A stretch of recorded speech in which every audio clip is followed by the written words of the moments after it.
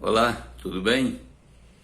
Há poucos dias eu vi uma entrevista com um médico psiquiatra, Dr. Pablo, se não me falha a memória, e pela maneira com que ele se expôs, ele se mostrou ser uma pessoa bastante respeitada mundialmente falando.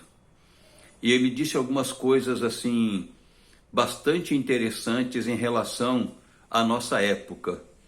Em primeiro lugar, ele trouxe a informação de que antes da pandemia, o Brasil já era o segundo país no mundo mais ansioso. Imagine bem, de todos os países neste mundo, o Brasil era o segundo mais ansioso. Este mesmo médico trouxe o resultado de um estudo fornecido pela UFRJ, mostrando que depois da pandemia, a ansiedade e a depressão aumentaram em 80%.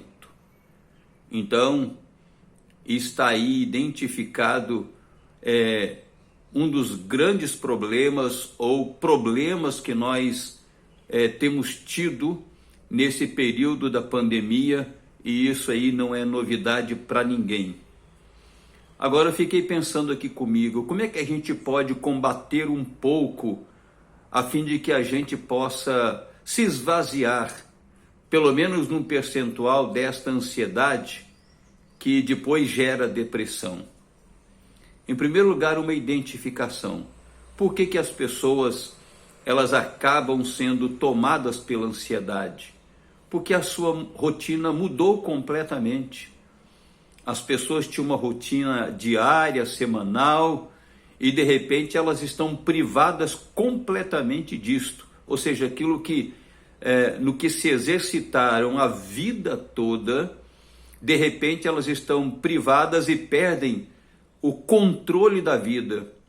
O fato de perderem o controle da vida, isto deixa a pessoa como que levitando, e ela então sofre ou passa a sofrer da ansiedade, ou a ansiedade se intensifica.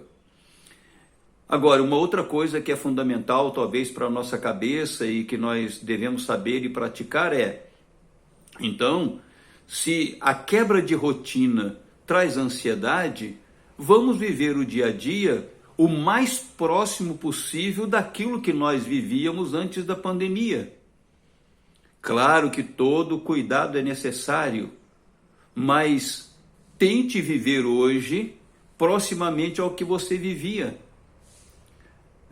Nutra suas amizades, saia para caminhar, saia do ambiente da sua casa que acaba ficando carregado com uma série de pensamentos, uma série de questionamentos, não é? Se você tem que trabalhar, trabalhe com todo o cuidado que você precisa ter para que você não seja contaminado. Ou seja, procure viver o seu dia a dia proximamente ao que você vivia, contudo, exercitando todo o cuidado.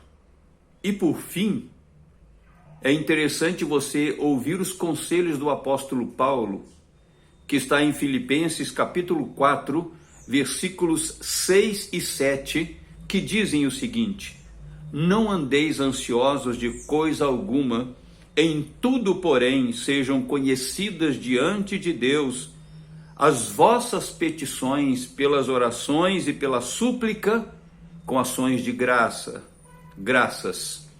E a paz de Deus, que excede todo entendimento, guardará o vosso coração e a vossa mente em Cristo Jesus.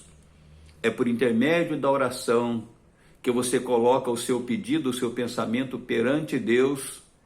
É mediante a gratidão, na certeza do cuidado de Deus, que há uma ação da palavra e do Espírito Santo de Deus no seu interior, de tal maneira que mesmo em período de fábrica de ansiedade, você pode experimentar a paz de Deus, que, conforme diz o texto, excede todo entendimento. Seria como se alguém dissesse: como é que você pode ter paz neste período de guerra? Como você pode descansar neste período de ansiedade?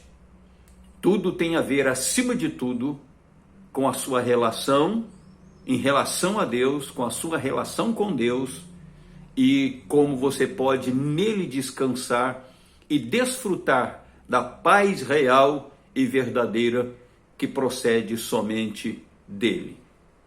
Que Deus lhe abençoe, que Deus abençoe a sua família. É nisso que eu creio.